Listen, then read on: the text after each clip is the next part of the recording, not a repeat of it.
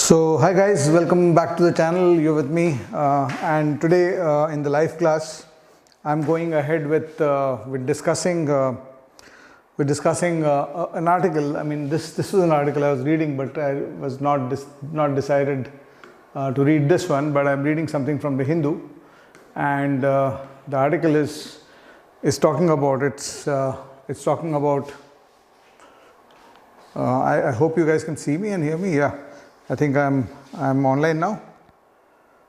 Is it visible? Yeah. Not decided. Yeah, it is.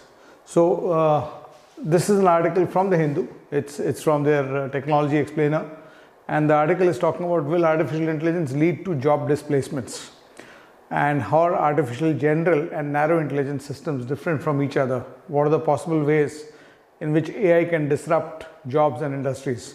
This is the article being discussed here in this session. I'll just share the gist of this article or read a little bit of it, and we'll come up with the gist of this as we keep going ahead. So they start off with a definition where they start off with, AI is the digital distillation of a technological revolution that is facilitating the. There seems to be some the streaming seems to be stuck a little bit. Abhi I hope it goes okay from this point. Just trying to confirm that.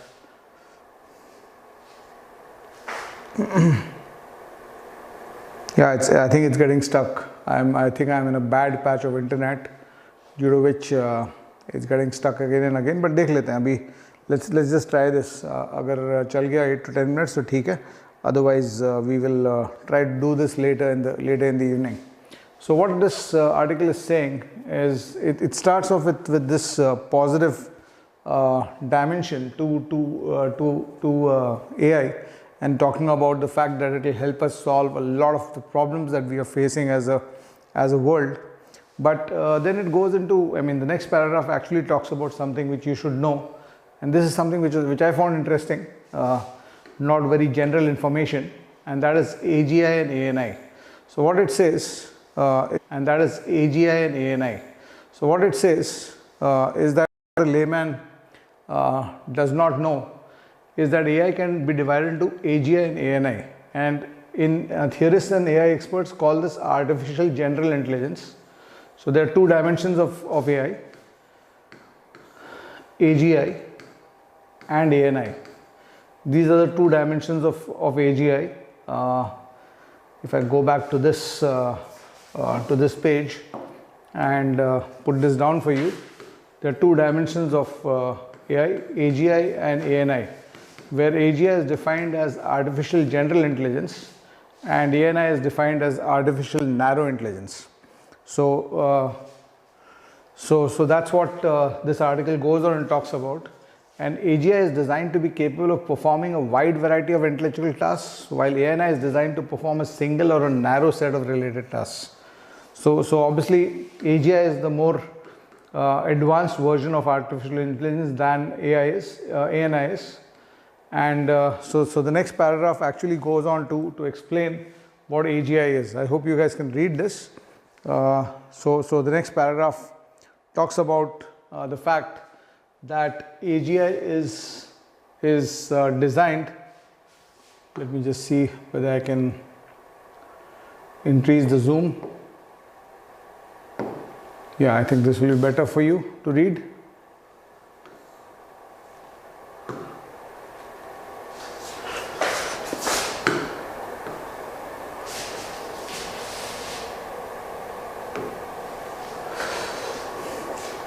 Yeah. AGI is designed to be flexible and adaptable, capable of handling new tasks and situations without human intervention. So this is the key definition. It is flexible, adaptable, capable of handling new tasks and situations without human intervention. This, which is often referred to as unsupervised learning, which means that the AI system can learn from data without being explicitly programmed to do so. So AGI learns from data. You keep feeding it data, and you don't need to supervise the learning of AGI. It learns by itself. खुद से सीखता है वो. The difference between AGI and ANI lies in their scope of intelligence and the ability to generate knowledge across different contexts. AGI is primarily driven by a variety of technical aspects that bear deeper discussion. One such aspect is the sophistication of AGI's cognitive architecture, the development of a system that includes perception, attention, memory, language, and reasoning. So what AGI has is perception, reasoning, memory, language, and attention. 5 things. Perception, attention, reasoning, memory, and language. This is what AGI has, and this is what makes it different from this thing, from ANI. And ANI by default is something where I mean, if AGI is about unsupervised learning, ANI is about supervised learning completely.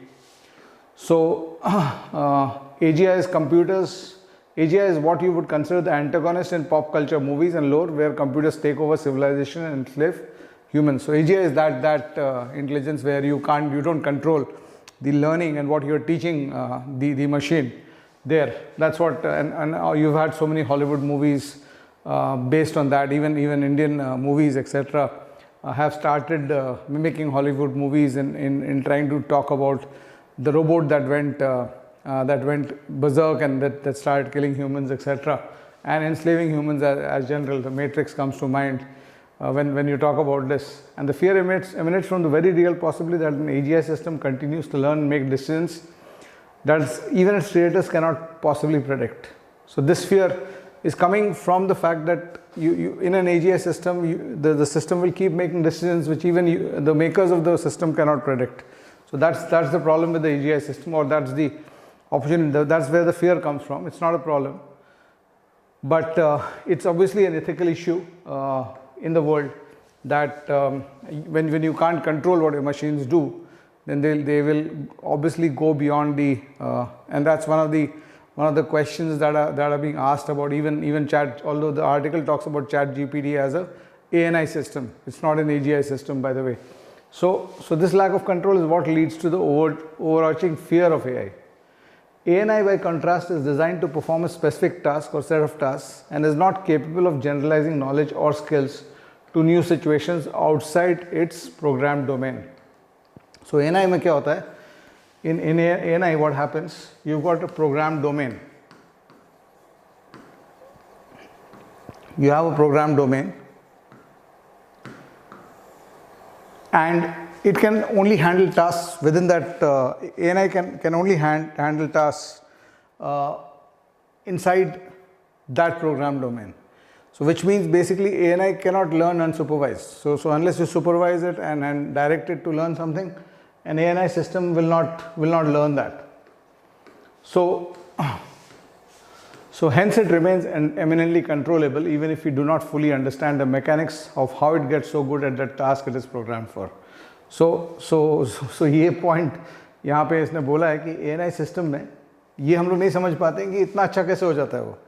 हम लोग जो programme किया जिस task के लिए, how it becomes so good. So अभी बीच में तुम लोग के WhatsApp groups में वो आया होगा, the itinerary AI system, where you click on that link, and that link was shared across a lot of WhatsApp groups. तुम लोग को भी मिला होगा, where you had the itinerary for you put a 3-day trip to Mumbai, and it'll give you an itinerary where what all you should do in the morning to evening, and it comes within 5 to 7, 10 seconds. What information you would normally take maybe a couple of days or even a week to find, और बहुत बार एक हफ्ते बाद भी वो information नहीं मिलता.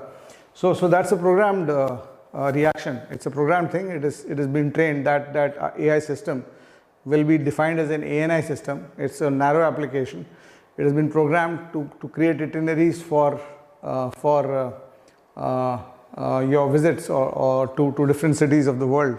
That's what it is. No, I'm no longer on an academy. I was on an academy for a couple of years, but ab nahi hu main. So I don't have any course on an academy any longer.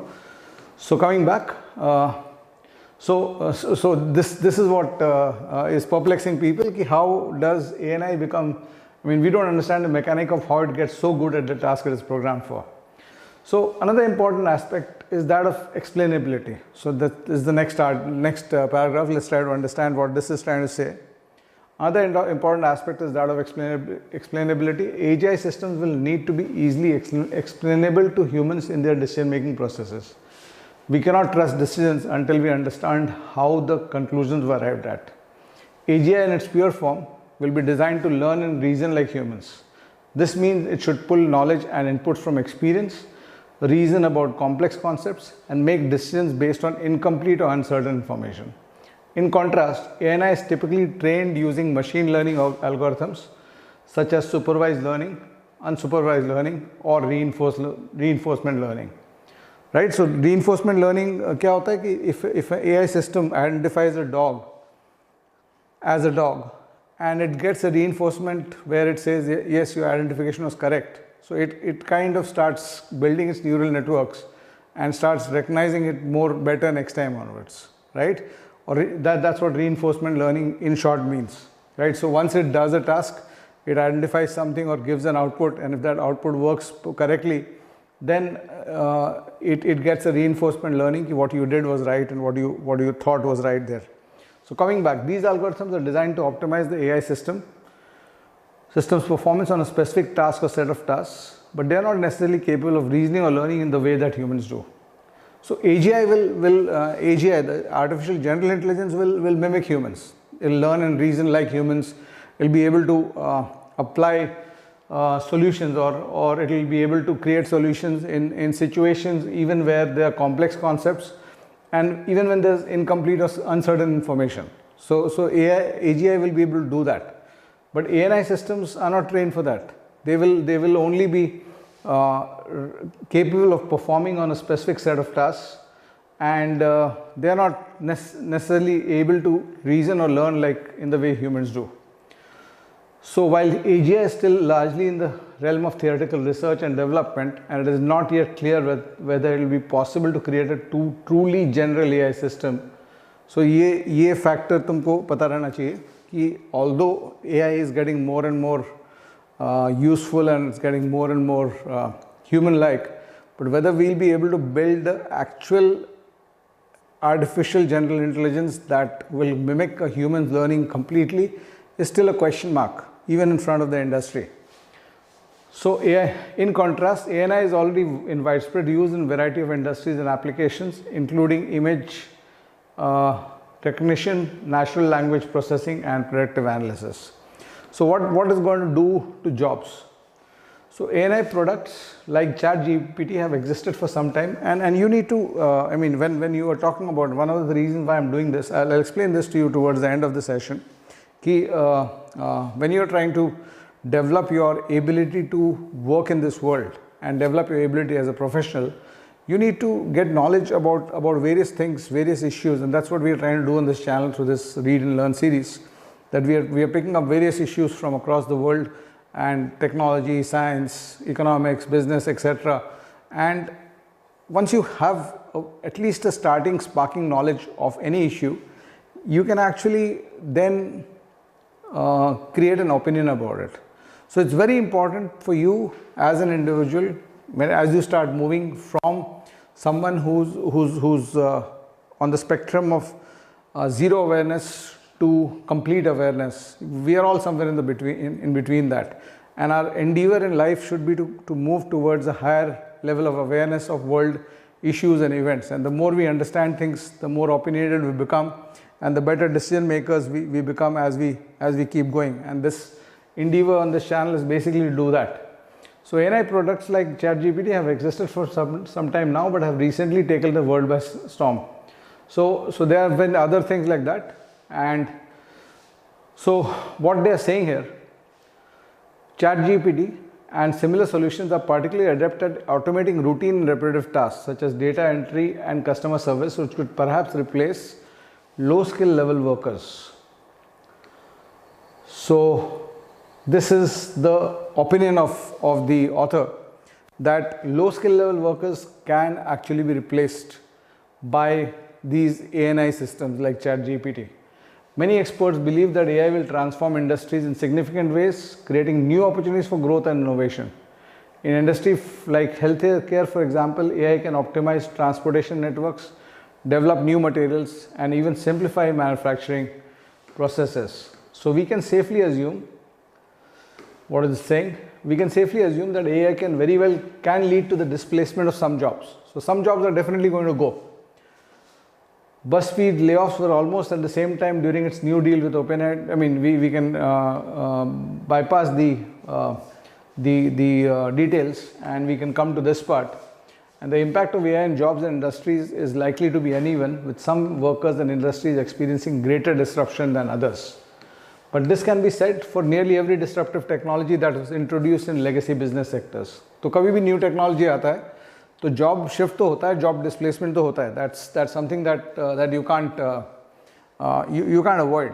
It's going to happen, and that does not mean that you stop new technology. अगर वैसे ही होता तो फिर Ford का assembly line system को ही हटा दो, right? Of producing cars. I mean, you're going to have that. The printing press and the giving examples, the printing press and the telephone created vastly more opportunities in the long term. So what happens, while some jobs, and this is the generic logic, and if you are being asked about this to explain in an interview, or you are trying to write an answer based on artificial intelligence and its impact on jobs in India, or whatever kind of question, you should come up with this specific example here. If you look at other technologies that have been happening in the past, they have given much more opportunities. This is the key point here. They have given much more opportunities than they have taken away jobs. So while some low-level jobs have been replaced by automation in the past also, the opportunities they have created have been much more. So today you cannot imagine a world without the printing press and the telephone. But when the printing press was formed or made, or for that matter, when the computer came and the typewriter was thrown away. So there are always disruption, and legacy jobs and low skill jobs will definitely get disrupted. And the solution to that is not to stop the technology, but the solution to that is to upskill those workers for better jobs, and those families or those people who are dependent on those jobs to better jobs. So in the case of AI, workers in low wage and low skill occupations may be more vulnerable to job loss than those in high wage and high skill occupation. But all is not lost. As AI continues to transform the job market, workers may need to acquire new skills and knowledge. This is what I was saying, in order to remain employable. This could require significant investment in education and training programs, as well as new approaches to lifelong learning and skill development. So, I mean, one thing you should understand and realize that gone are the days where you learned a skill at the age of 18, 19, 20, and you built a career of 40 years based on that. Agar tum 1900s, 20th century, early 20th century, mid 20th century ke careers ko dekhoge, and if you look at the way people build their careers, ek skill seekha, us skill ko 40 saal apply kiya. Right? So the author is arguing that now the argument shifts to, or the emphasis should shift to lifelong learning. And that's something you understand, we all understand.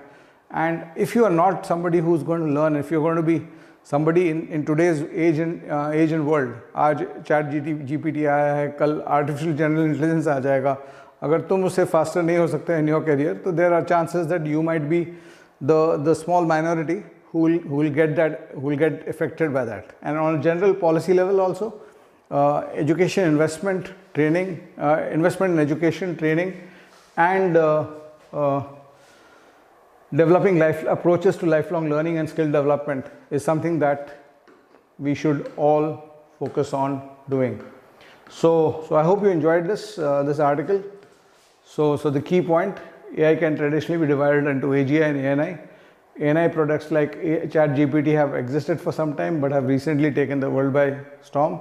We can safely assume that AI can very well lead to the displacement of some jobs, but that requires, and the displacement that is going to happen is going to be managed, or should be managed, through education, training, and an emphasis on lifelong learning in the skilled workforce, and even the semi-skilled workforce that is existent. So that is this thing.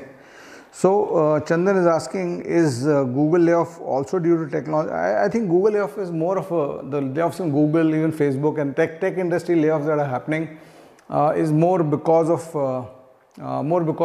business scenarios and business logic, rather than technology taking up those jobs, right? So that's not something that is related to this. And in fact, there's a counter view, and this is actually the economic data across the world is actually showing that the labor market is actually very tight right now. There's a lot of jobs available, there's a lot of work available, and the rate of growth, in fact, that's one of the headaches that the Fed is having right now, that inflation abhi bhi control mein nahi aa raha hai because the labor market is still so buoyant, and unemployment is at its lowest level in decades, in spite of the fact that interest rates have been risen, and that's what the Fed gave an indication a couple of days back, that we'll be raising interest rates further, which has affected the market in the last couple of days. So that's something that is happening and has happened.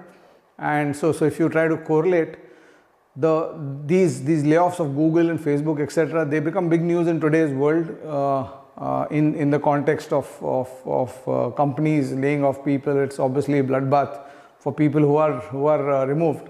But if you look at the overall labor market, it's still in a very healthy situation from the perspective of job availabilities, unemployment rates being very down across the world, and also third thing is also the fact that labor or salary growth or wage growth is pretty high, which is fueling the inflation that is happening across the world. So that's it for me from now. I'll be doing a follow-up session immediately. Somebody had sent me a couple of questions on special equations. So this is a quant session that I'll be doing. I didn't want to mix the two so that the videos will be different. So I'll be starting immediately after this session, maybe 5 minutes ke gap ke saath, where I'm doing the multiple possibility questions and how to handle them. So do join me for that immediately after this. Thank you so much. Bye-bye.